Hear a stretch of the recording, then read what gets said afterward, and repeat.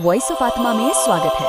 आज हम भारत के सबसे विद्रोही और शायद सबसे ज्यादा गलत समझे गए दार्शनिकों की दुनिया में चलेंगे।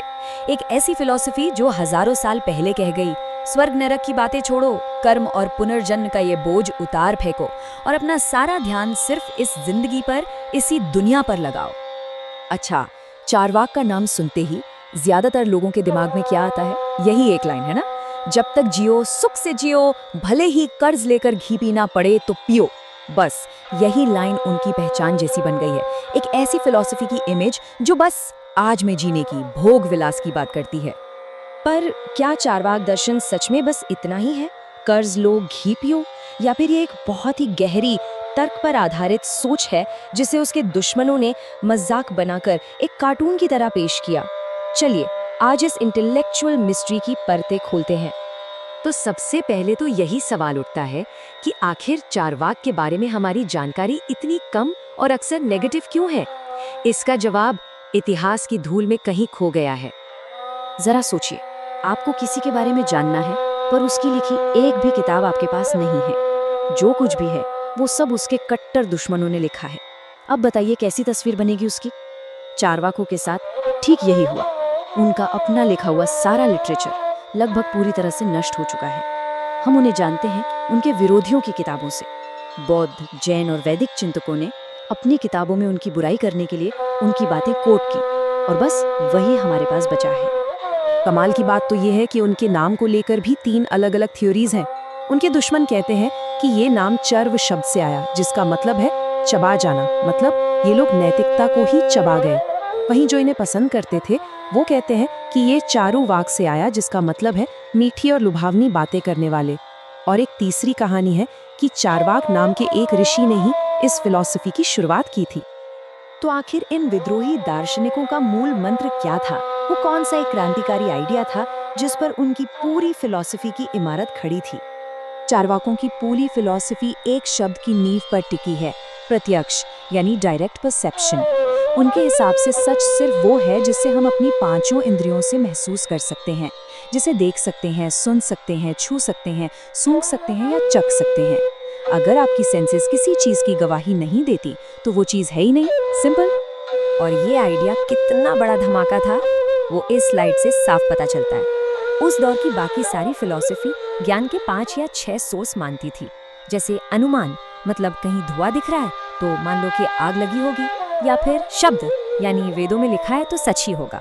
चारवाक ने कहा ना, एक झटके में सब खारिज। उनका लॉजिक एकदम सीधा था, भाई मैंने धुआं देखा है, आग नहीं, तो मैं सिर्फ धुएं को सच मानूंगा, आग को नहीं।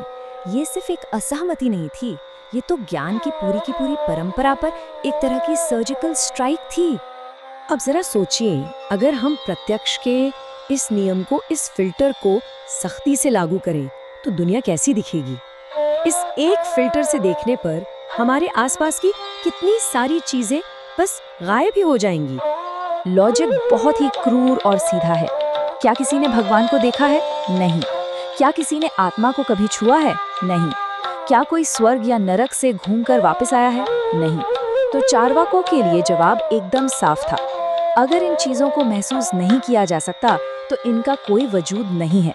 बस इसीलिए उन्होंने ईश्वर, आत्मा, स्वर्ग नरक, कर्म, पुनर्जन्म, इन सभी आइडियाज को कोरी कल्पना बताकर सिरे से खारिज कर दिया।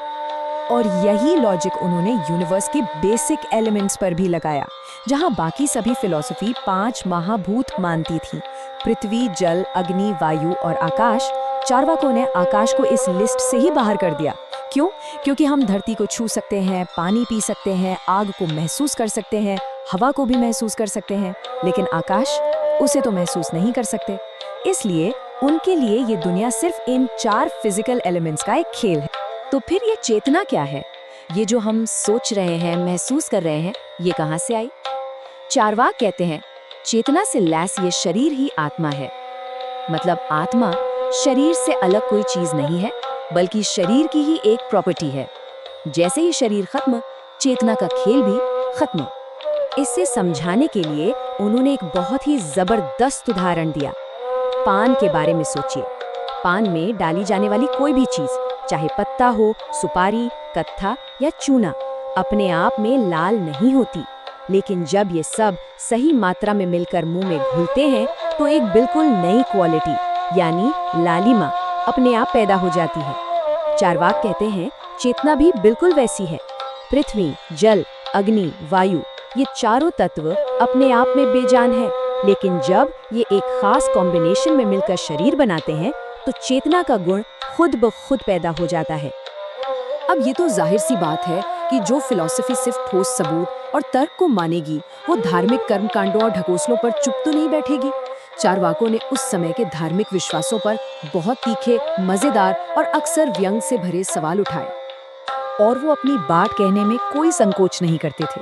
उन्होंने तो वेदों को लिखने वालों को भांड, धूर्त और निशाचर यानी रात में घूमने वाले राक्षस तक कह डाला था। उनका सीधा सीधा आरोप था कि ये सारे यज्ञ और कर्मकांड पंडितों ने अपनी रोजी रोटी चलाने के लिए बनाए हैं, इनमें कोई सच्चाई नहीं है। उनके तर्कों में एक गजब का सटायर था जो आज भी सोचने पर मजबूर कर देता है। जैसे श्राद्ध कर्म पर वो पूछते थे, अगर यहाँ किसी ब्राह्मण को खिलाया गया खाना स्वर्ग में बैठे पूर्वजों तक पहुँच सकता है, तो फिर जो लोग दूसरे शहर या देश जाते हैं वो अपने साथ खाने का डब्बा क्यों पैक करते हैं? उनके घर वाले यहीं किसी को खिलाकर उन तक खाना क्यों नहीं पहुँचाते थे? और पशु बलि पर उनका व्यंग्य तो और भी तीखा था। उनका सवाल था, अगर यज्ञ में बलि चढ़ाया गया जानवर सीधा स्वर्ग जाता है तो फिर यज्ञ कराने वाला अपने बूढ़े पिता की ही बलि क्यों नहीं चढ़ा देता? उन्हें स्वर्ग पहुंचाने का इससे आसान रास्ता और क्या हो सकता है भला? ये सवाल सिर्फ मजाक नहीं थे, ये उस दौर के विश्वासों पर किए गए लॉजिकल हमले थे। तो क्या चारवाक सिर्फ नास्तिक और हर बात को नकारने वाले लोग थे, या इन विद्रोहियों ने भारतीय सोच पर कोई गहरा और पॉजिटिव असर भी डाला? देखिए, सबसे पहले तो ये समझना जरूरी है कि चारवाक अकेले नहीं थे। 6ठी सदी ईसा पूर्व का समय पूरी दुनिया में एक बौद्धिक क्रांति का समय था। भारत में जहाँ चारवाक, बुद्ध और महावीर पुरानी परंपराओं पर सवाल उठा रहे थे, वहीं चीन में कन्फ्यूशियस और ग्रीस में थेल्स जैसे दार्शनिक भी यही काम कर रहे थे। चारवाक एक ग्लोबल इंटेलेक्चुअल मूवमेंट का इंडियन चेहरा थे।